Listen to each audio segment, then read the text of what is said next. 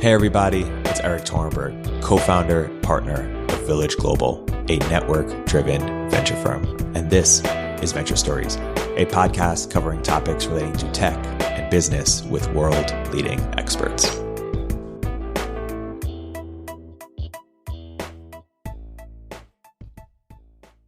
Hey everybody, welcome to another episode of Village Global's Venture Stories. I'm here today with two very special guests, Erika Batista and Gonz Sanchez, both of the OnDeck team. And we're here today to talk about the tech space in Europe and how it's evolved and what's exciting and where the opportunities are.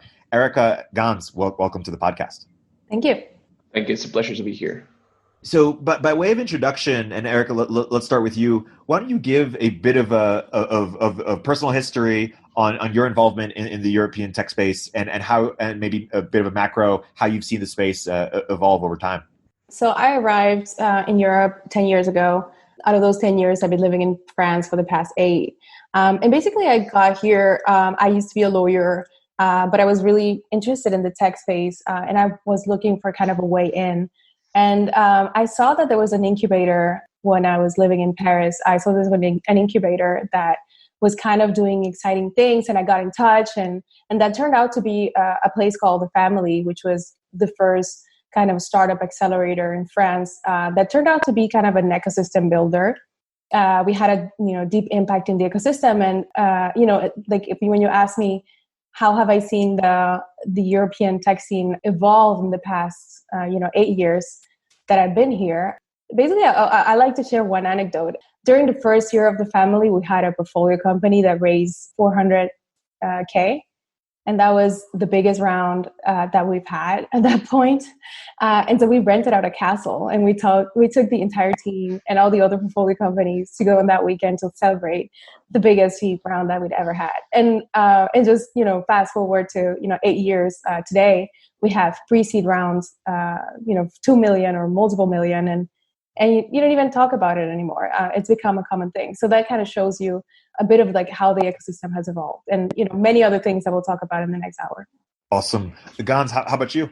Yeah, so just like Erika, I came to Europe about 5 years ago. I lived in Milan, in Paris, and now in Barcelona. And I also come from this perspective as an outsider. 2 years ago, I started my newsletter Seed Table that now goes out to about 12,000 people every Friday, and I cover essentially the strategic analysis of what's going on in European technology. And in the past 5 years, sort of what I've seen mostly as an outsider is I'm very, very impressed about the trajectory. So Erika shared just one anecdote, but if you look at the macro view, really, and the numbers, just for instance, from 2010 to 2014, the ecosystem raised about 30 billion euros. And from 2015 to 2019, the ecosystem raised about 3 or 4x that. So that's just one number. But there are a few dozen like that can show the trajectory of the ecosystem. Let's get into how it changed. Eric, you were saying these rounds are now, just way more common and not even remarkable. What were some of the turning points that we think sort of made that possible? So I like, for example, the way that Nicolas, my former colleague at The Family, the way he talks about ecosystems. He defines them like an ecosystem is a mix of know-how, capital, and rebellion. I think that Europe had the know-how bit very well because we have, a lot of scientists. We have more engineers than the US actually. And so that bit, we've had it. But the thing that was missing first was the rebellion part. So the mindset where people could, think to build startups that will conquer global markets or go outside of their home country. Like I remember in France in the early days, we had to actually convince founders to not pick a French name for their company or not buy the .fr website. And now, that has changed. We've had, amazing companies what's funny about Europe is that we don't really have like a ecosystem making company at the European level. It's more like each ecosystem has kind of their own, pride in ecosystem making companies. For example, in Estonia, you have Skype, which of course, it's a big success, but it's kind of like what they're proud of. And in Sweden, you have Spotify. In France, for example, a big moment in the ecosystem was Criteo going public and becoming, a $1 billion company, because then that created liquidity and that created some excitement at the early stage that there were, some liquidity scenario in the long run. And I could go on, like you have Rovio, the Angry Birds makers in the Nordics. You have King, the makers of Candy Crush, et cetera, et cetera. So it has been like a successive rise of different companies that started, more or less 10 years ago. That has been, building momentum for the past 8 years. And so to go back to the point of, we have the rebellion, we have the know-how, and the only thing that has been missing so far is the capital, but that has also been increasing over the past decade. Yeah, and to add a bit to Erika's point, I think you mentioned a turning point for the European ecosystem. And I think what Erika is trying to say is that it's not just one ecosystem, right? We say Europe, but in reality it's 30. So each ecosystem has its own turning point. So Skype in Estonia, Criteo in France, Rovio in Nordics, Spotify in Sweden, and I could essentially keep going on. The other thing that it's very interesting that not many people talk about is that when Atomico started putting out the State of European Tech report about 5 years ago, that really was a turning point, not for the ecosystem itself, but for the narrative around the ecosystem that started rallying people around one central public narrative. And we really started thinking about one ecosystem as Europe. And do you think that will talk more about that phenomenon? Do you expect that to accelerate? Do you expect that? And if so, what could encourage that trend? Which trend you mean? The sort of one thing? Yeah. Versus like constant like U.S. is certainly not becoming one thing. Like the constant fragmentation that we have in our country. Yeah. So that's definitely a great question. This can be attacked or slashed from many angles, right? So if you think about Europe versus the US, like the US, as you mentioned, has been becoming more and more inwards, and this has been unifying Europe in a way. That said, you still have all this complexity around being fragmented, because Europe is fragmented across borders and cultures and languages and payment methods, right? So and a bunch of different things. So I don't expect this fragmentation to go away anytime soon. That said, increasingly from the outside, people are thinking about Europe as one thing. So going back to the report, like that has been quoted thousands and thousands of times and has been used as prep material for investment decisions. And we can see how, for instance, the amount of American and Chinese money has been increasing significant rates, particularly in 2018 and 2019. So internally, we're still going to see this fragmentation, but from the outside, it's still increasingly seen as one ecosystem.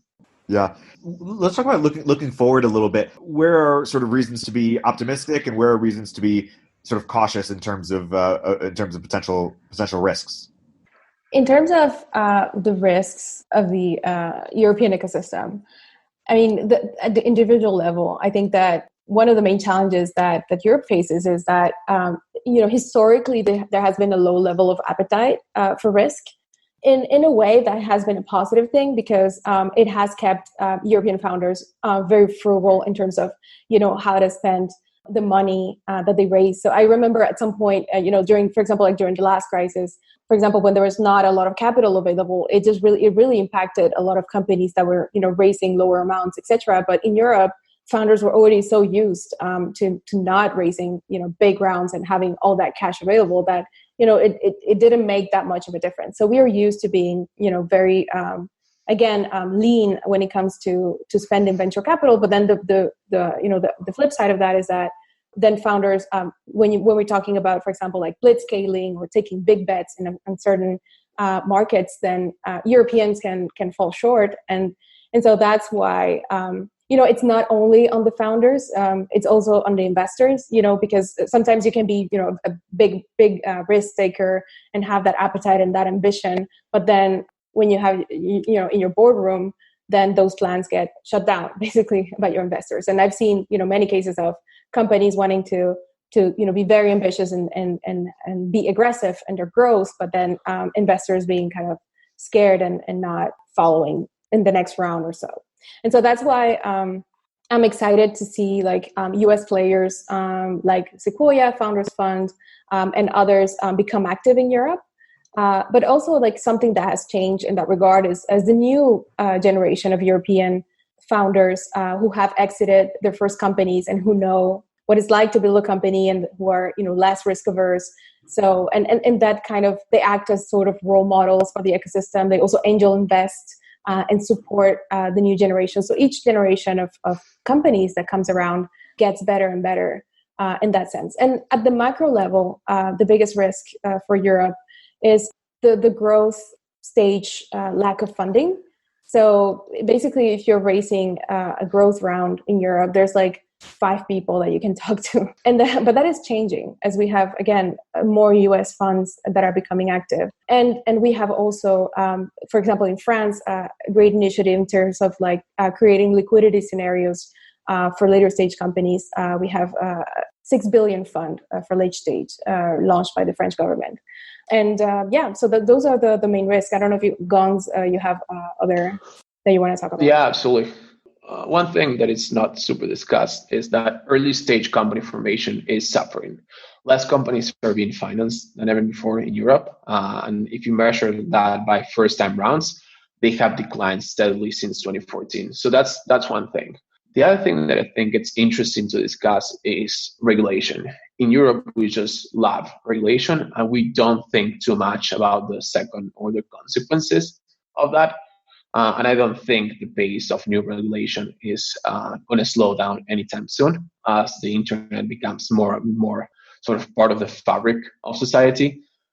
In fact, I think, or I tend to agree with Ben Thompson that Europe is sort of driving straight into senseless fourth internet, where the large like US tech companies are actually the winners, and our self-imposed red tape prevents us from building our own competitors or our own local champions. And finally, sort of the third risk, which is this more related to COVID, because up until COVID exits or acquisitions were an upward trajectory, but 2020 is on track to be the lowest since 2012. So when you start thinking about that, I think one of the biggest challenges for Europe is our ability to recycle capital at scale, right? So start a company, grow a company, sell it, and then that money cascades down into the ecosystem, like Erika was mentioning, Skype and Estonia, for instance, or Criteo and France. So when you have this danger at the top and the acquisition slowing down, then sort of this liquidity flywheel that powers the ecosystem might dry out. So that's, I think, one of the biggest risks. Talk a little bit about what you think influences the sort of appetite for risk or sort of that people can have over time, or as in how do we make entrepreneurship, one, practically low risk, and OnDeck is trying to do a bunch of stuff around that, of course, but then two, also just from a status perspective, low risk, and what are sort of the dynamics present in sort of culturally in Europe? That's a very good question. I mean, you're touching upon something, Erik, that is very like rooted in European culture. So, I mean, I can have an outsider point of view because I wasn't born here. I wasn't raised here. I was raised in Latin America. So in my country and, most of the region, people are entrepreneurial because they don't have a choice, right? I went to law school, and for me, it was a pretty normal thing to kind of venture outside of that because a lot of people study law and don't practice. But in Europe, the first thing that struck me is that how people kind of tend to stay within the thing that they studied, within the kind of trace path. For example, again, in the US, you have tons of people who do like liberal arts or just like study something and then end up doing something completely unrelated.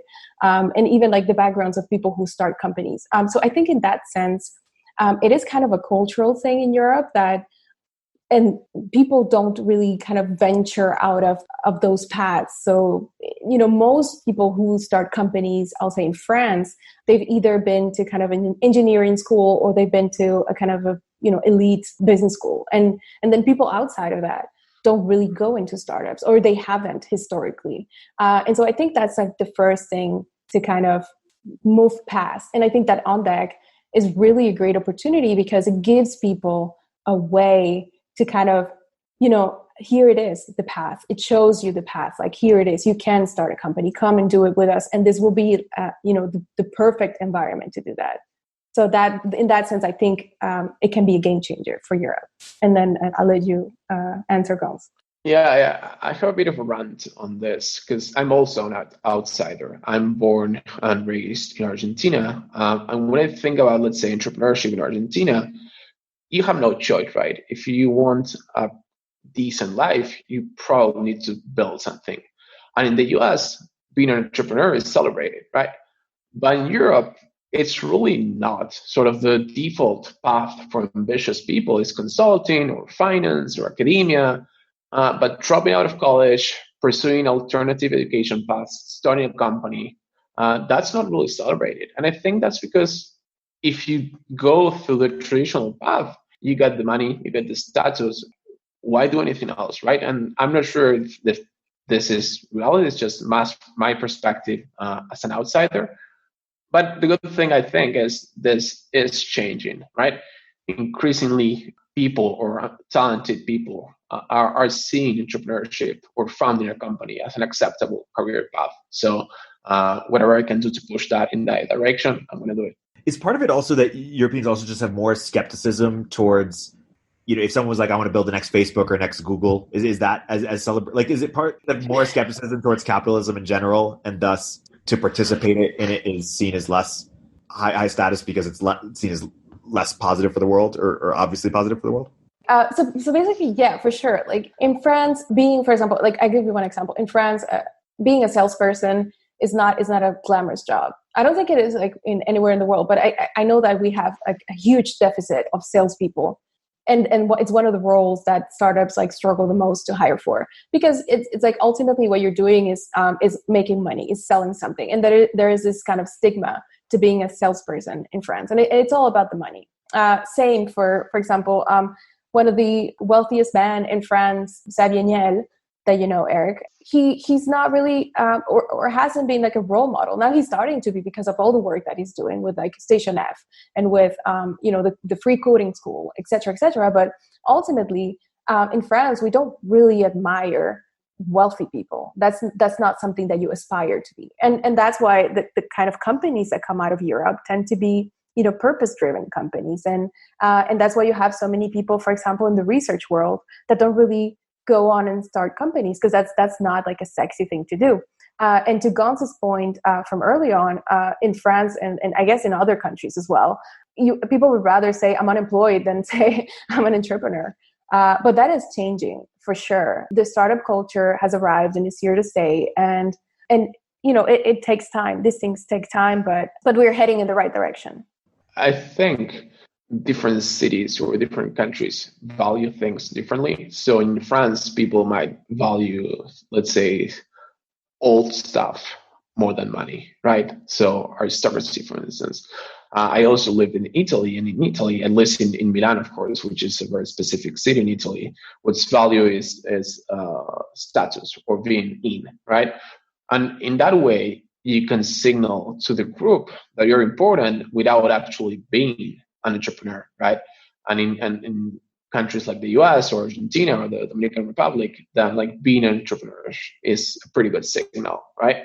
So as Erika said, like the startup culture has arrived and is here to stay. And to that end, there was this sort of period of time where everyone was trying to be the next Silicon Valley, or sort of implement sort of principles from there. Erika, how do you think about, in terms of things about sort of Silicon Valley culture that you think is particularly helpful for Europe, or how do you think about that more broadly? So first time I went to San Francisco, so I started working in tech without ever having been to San Francisco. So it was kind of like something that I was a little embarrassed of. I was like, oh yeah, sure. I work in startups. I've never been to San Francisco. So it was kind of like the place that you had to visit, like to be legit in startups. So when I finally went there, I was expecting to be, I was in a lot of ways kind of blown away, but, I was like, well, people here are certainly not smarter. They're not more talented. Like they are smart, they are talented, but like I don't see like there's this huge difference compared to what I see back home. In Europe. And basically what I realized is that like San Francisco's secret is just being laser focused on building startups. It's like you have this whole city, this whole geography focused obsessively into building tech giants. And when you put that many resources and that much effort into something, you're bound to see results. And the thing that you were talking about, the cynicism and the optimism is like, sure, when you're pitching your company to somebody in SF or the Silicon Valley, they, for example, maybe that person saw Uber's first pitch and laughed at them, and then they had to learn that lesson of humility and so. Whatever you pitch, people tend to take you seriously. And I just think that in that sense, we for example, I used to joke that an average entrepreneur in San Francisco can become a great entrepreneur just because you have that ecosystem kind of pulling you up and nurturing you. And you have that person who built a company before who's ready to help. You have that investor who's like ready to write the first check. And you have all that talent available because there's just so many, tech companies in the area. And of course, the thing is like, what is that going to become now in this new world that we're living in? This is clearly an advantage for all the emerging ecosystems around the world. But yeah, I mean, the thing is like now in Europe, we are catching up because we're starting to have that density. We're starting, like, it never happened to me 7 or 8 years ago that I would go to a party and I would run into somebody who's like, oh, I work at this startup. And now it happens all the time. So we are getting to that density. I don't think Europe will ever be as laser focused on startups as San Francisco has been, but that's probably a good thing because then we have all these interesting companies that come out of the mix of, we are not just living in this tech bubble and disconnected from the real world and building, startups for startups. In Europe, we're actually tackling, serious societal issues. We're tackling micromobility. We're creating insurance companies, new banks, and health services, et cetera, et cetera. Let's segue to OnDeck and Europe.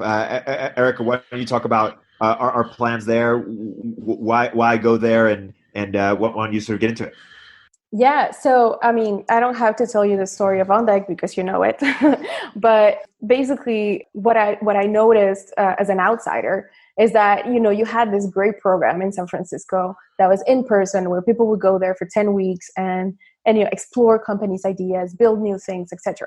And then I was actually supposed to come to San Francisco at some point and participate in the program, but then COVID happened and you kind of had to move everything to online. I believe it was at the last second. But then, what happened was truly magical because number one, the team managed to create this experience virtually that was so close to those human, I mean, as close as you can be through a Zoom call, to those human interactions that we have offline. I was, truly amazed to see that. And the second thing is that because you removed the barrier of having to come to San Francisco to attend the program, then all these applications from all over the world started pouring in. And so that's a trend that I observed, from the outside. And having done the program, I just felt that we needed something like this in Europe and that we had to bring that to Europe. And, through my previous experience, having worked, 7 years in the tech industry, visiting all the different tech hubs in Europe, Berlin, Paris, London, Barcelona, Lisbon, etc. I kind of had a clear pathway of like how to make that happen. And so, to get to the point, OnDeck Europe is about, bringing that community together of founders who have built successful companies in the past, people who have, had senior roles in or early employees at big tech companies. And I think that the exciting part about Europe is that because we don't have the startup density that exists in the US today, we have kind of this other kind of profiles, like somebody who's maybe had a senior level position at LVMH and had, a foot in tech, but actually part of this kind of big company. So I'm excited to see kind of the mix of all these different profiles here. And I think, back to my previous point before, because so many people want to build companies, but they want to be surrounded by other people who are also starting something new, also building a company. We can create this kind of virtuous ecosystem for them.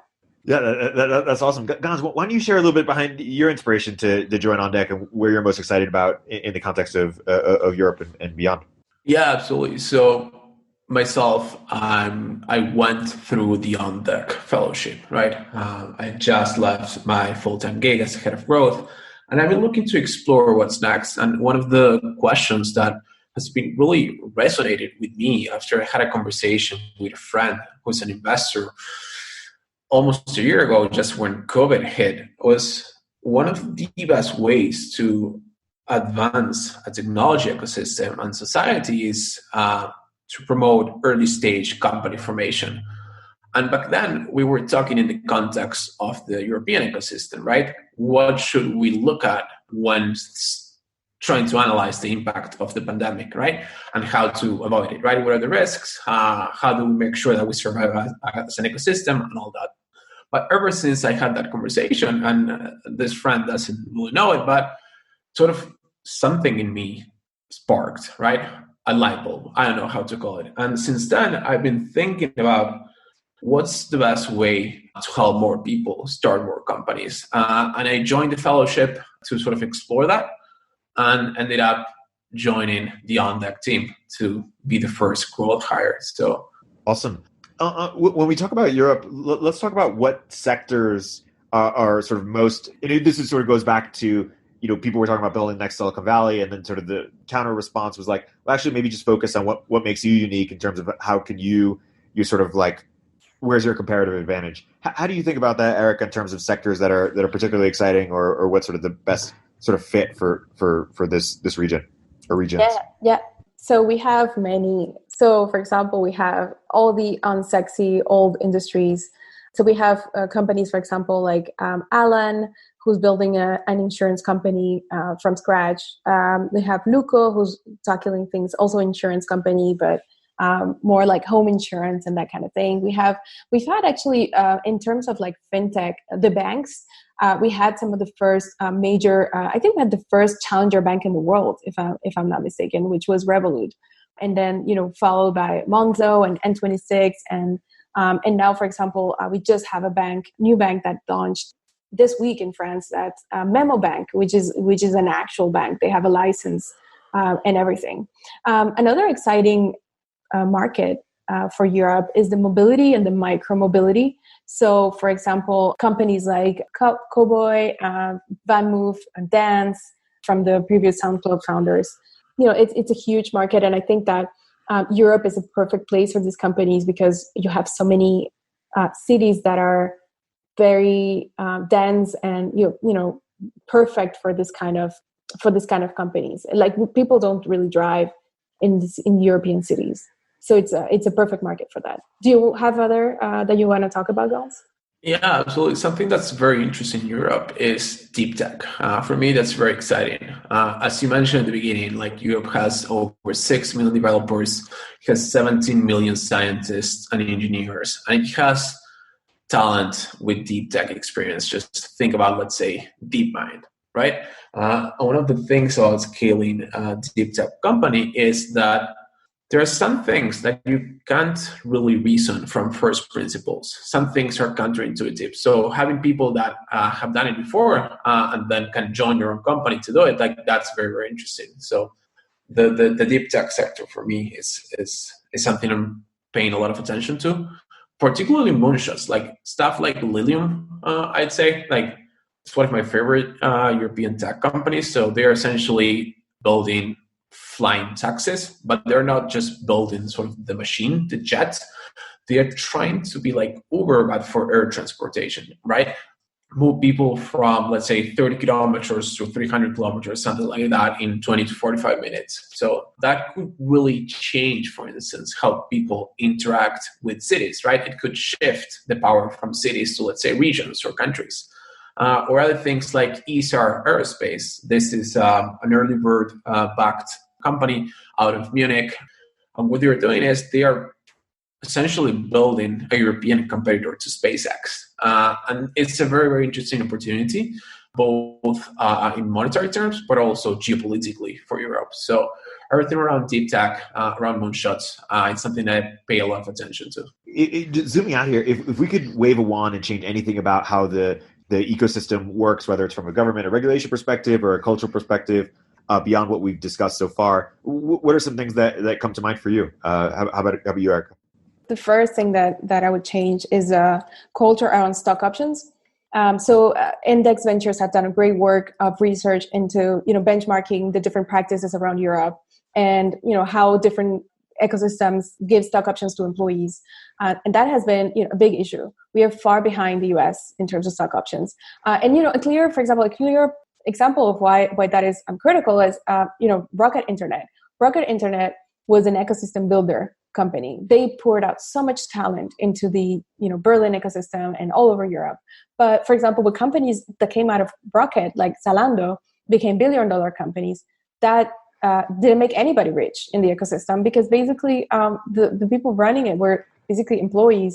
And actually, Germany, according to Index's research, they are the company that's lagging behind the most in terms of stock options. And so the first thing, and this has been work in progress, because I know that there's organizations doing lobbying in Brussels. I actually personally participated in some lobbying efforts, or discussions and dialogue with government officials in France on how to make regulation so that companies can give more. So there's multiple things to tackle there. So the first thing is that the government needs to make it easier for companies to give out equity to employees in terms of not being costly, etc. And the second thing is that it's not just the founders it's not that founders don't want to give out equity. It's that the people that they're giving equity out to don't really value it, because they don't have the culture of having skin in the game, and they haven't seen big companies exit or will get acquired and other people get rich, etc.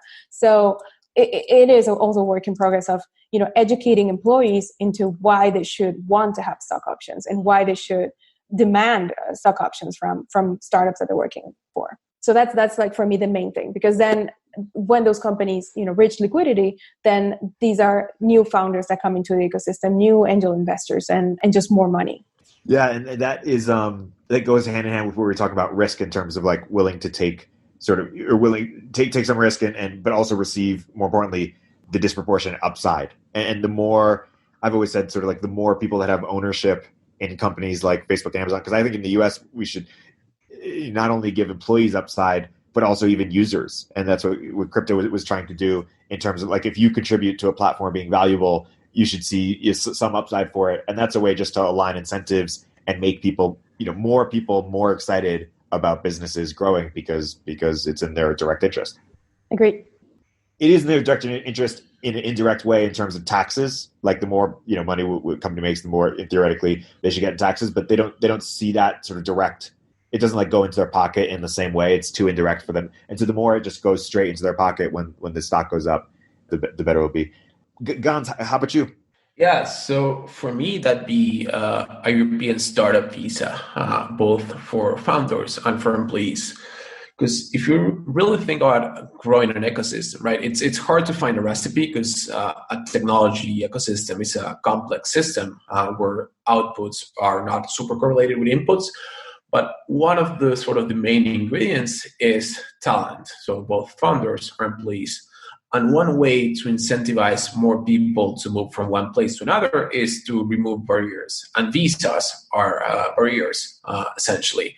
So I think that having a European started visa, that makes it not only easy, but also attractive to move from X. And X could be, let's say, the US or Argentina or Australia or anywhere. But having a European startup visa, it helps people move to Europe to start companies. And then once those companies are scaling to attract talent from anywhere in the world, for me, like that, if I would have a superpower, that'd be like, that's how I would apply it. And I think this is particularly interesting now when, let's say, as I mentioned, the US is becoming more and more inwards. So Europe now has this sort of opportunity to step up and to play an even bigger role in sort of global technology. So before, if like, I think highly ambitious people thought about going to the US to start something, but if that's not possible right now for whatever reason, it could be legal, right? Removing visas, or it could be cultural, don't want it to go to the US, then Europe has the opportunity to position itself as sort of the default place for ambitious founders to go to. So to start a visa would be my answer. Yeah, and just to add to that, the French government has a French tech visa program that has been very popular. And I've actually witnessed a trend in the past couple of years. I noticed that a lot of the French people, because basically in France, if you were really ambitious and you wanted to build a startup, you would go to San Francisco. Like that was the thing that people did. So, we lost a lot of great people. We lost a lot of great people. That sounds terrible. A lot of great people went to San Francisco to build their companies. But then they started coming back a couple of years ago because basically the quality of life is just so much better here. I don't have to sell you on why Europe is a great place to live. But basically, for example, I had this friend working at Square. He was there for 5 years, had a pretty senior position. But then, him and his wife were living in a 1-bedroom in San Francisco, and their baby was sleeping in the bedroom and they were sleeping in the living room. So, how can you be making, 6-figure salary and not afford a decent place to live? That's just mind blowing. Right. And so people started to move back to France, into Europe in general, to have this better quality of life. So it started with people, from Germany, from Italy, from different places coming back home, basically. But now there's a second wave of, just US, people from the US who want that same quality of life and who want to work with, high growth tech startups. And then the changing factor is that now that those, high growth tech startups have raised, mega rounds, 100+ million rounds, they can't afford to have that kind of seasoned talent come in, and these are people who have experienced hypergrowth, who have experienced, scaling tech companies, and I think that is also a trend that is only going to accelerate in the current climate. And maybe to add a bit more to that, Estonia is another great example of a great startup visa program. If you think about Estonia, it's a country with a bit over 1 million people, but their ecosystem is extremely strong, with companies out of that like Pipedrive, TransferWise, Vatif. So a big reason why that happens is it's because it's super easy to bring foreign talent, ambitious people to both start and join companies. So maybe in closing, Erika, any last words of encouragement for people in Europe to get involved in OnDeck Europe? Yeah, so I can answer that from my own perspective, right? From being an OnDeck fellow. And I think that whether you're exploring an idea or looking for a co-founder or just trying to get a company to just start it off the ground, the power of having a community of supporting, let's say, would-be founders who are in the same stage that you are, unless you experience that, that's very underrated. So if you're in that stage and you're looking for support, then absolutely consider OnDeck. Yeah, I mean, the first months of starting a company are the most terrifying and the most exciting, exhilarating moments that you'll ever live. And for me, having a support system, giving, especially something that really resonates with people is giving some structure to that whole exploration process of, you're starting something new, you maybe have some idea of what you want to do, or you're building that first product. It's really important to be surrounded by, like Gonz said, people who are like-minded, people who are, kind of in the similar stage. It's something truly magic. You don't really know it. And I certainly didn't. You don't really know it until you experience it. The magic that happens when you put 200 people together who are all, having maybe existential questions, who are all exploring startup ideas, who are all building something new. Just the excitement and the energy that happens when you bring those people together is really valuable and special. That's a perfect place to wrap. Where can people learn more and find you guys online? Erika? So my Twitter is Erika Batista. And then if you want to learn more about OnDeck and our plans for Europe, then that's beondeck.com/Europe. Awesome. Gonz? Yeah, to add to that, so my newsletter, seedtable.com, on Twitter, I'm Gonz Sanchez S. Gonz, Erika, thanks for coming on the podcast. It's been a great episode. Thank you for having us. Thank you. It's been a pleasure.